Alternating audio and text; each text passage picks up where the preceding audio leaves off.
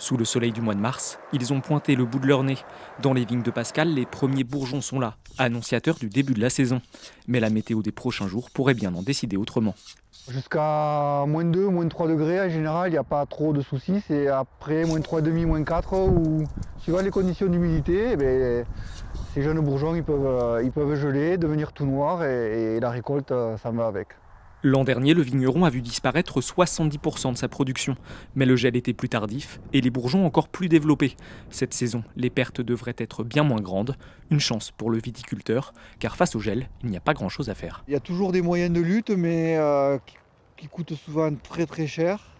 Donc il faut engager des frais très importants et souvent quand il gèle fort, après on n'a pas des résultats. Les résultats sont toujours très moyens. Alors sur des petites parcelles, on pourrait envisager d'avoir des moyens de lutte, mais pas pas à grande échelle.